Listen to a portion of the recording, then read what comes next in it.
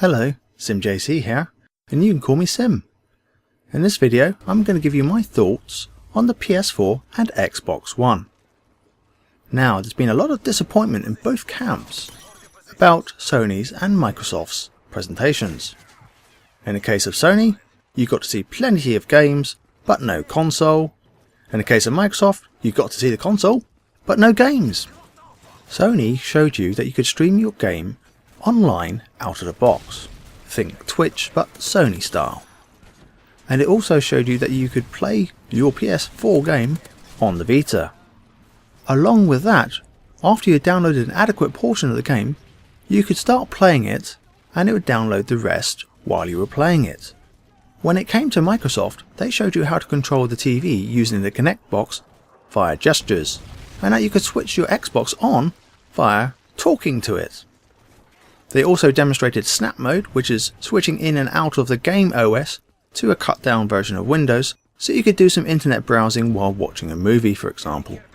The switching in and out between games and TVs, especially in the multiplayer gaming world, is highly unlikely to be used by gamers. So, what do we know so far? When it comes to the CPU, we know they're both 8-core and they're AMD chips. Not Intel, because they need to keep the prices down, and as any PC gamer can tell you, AMD CPUs are the cheapest. At long last, the Xbox has got a Blu-ray drive. They've both got hard drives. We know the Xbox's is 500 gig. PS4 is unknown at this time. It's going to be at least a minimum of 500 gigs. It might push to a terabyte because if one thinks further down the line, they're going to be pushing for more digital downloads and they're going to try and get away from the disc format. Yes, they both contain USB 3 and Wi-Fi. The graphics again are powered by AMD and they've got 8 gigs of memory.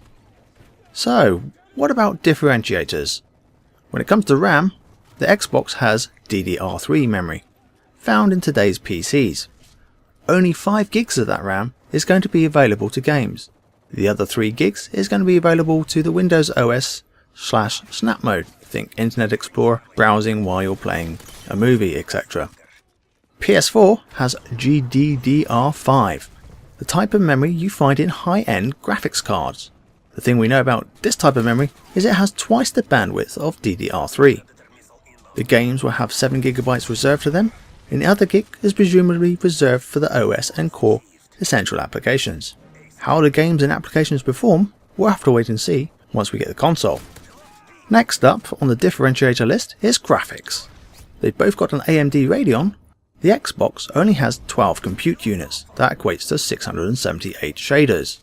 And for the PS4 it has 18 compute units, that equates to 1152 shaders. So as any PC gamer will know, more shaders the better. Next up, screen. Yep, the Xbox is only going to support basically high def TVs, 720p and above, and if you can afford it, a 4K TV. It has for connections an HDMI in and an HDMI out.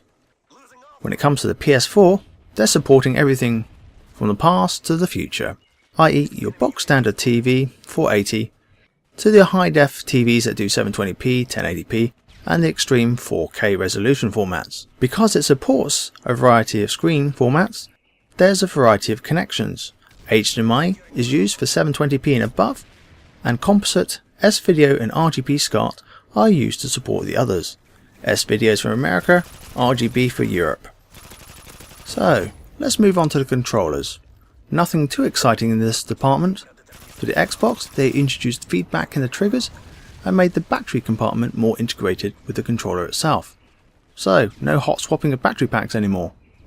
For the PS4, they introduced a touch interface that's on the back of the controller, just like it is for the Vita, so it should make it very easy to transition between PS4 and Vita games.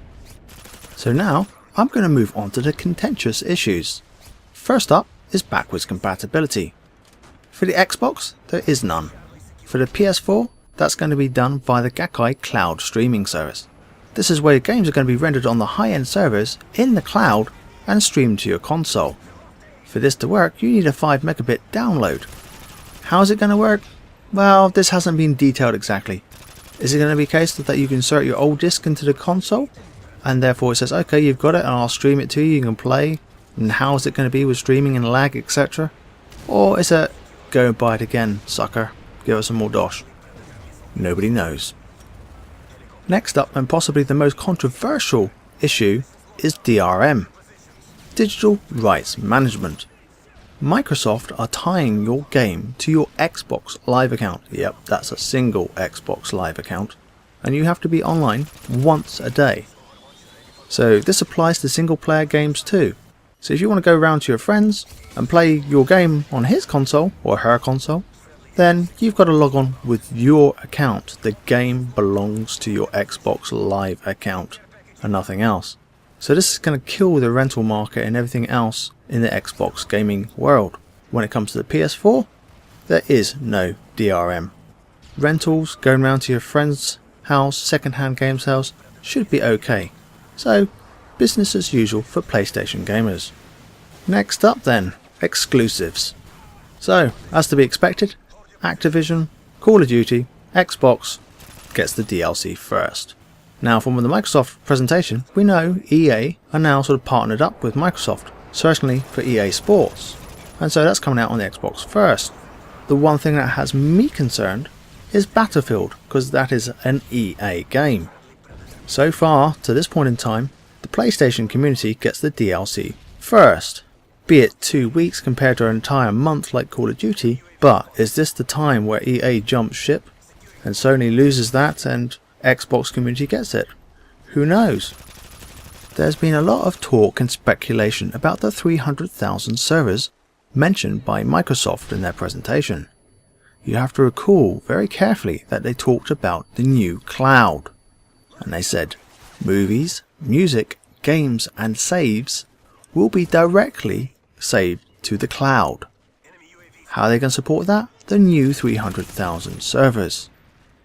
People have been jumping to the conclusion that finally Call of Duty is going to be, well, dedicated servers, no more peer-to-peer. We're going to be playing just like we do in Battlefield 3, lag-free and you can enjoy the game and no bullshit lag compensation. Well, we really don't know yet. I hope it's true, I really do, but I'm going to reserve judgment. E3 is just a few days away. The battle for the console wars is going to really heat up. Lots of games are going to be demoed, and finally we get to see what the PS4 looks like. Is it sexy or not so sexy? Well, we'll find out soon enough. So, if you found the video informative, please leave it a like. As always, feel free to leave a comment, and to stay in touch with my latest vids, subscribe. Until next time, this has been Sim.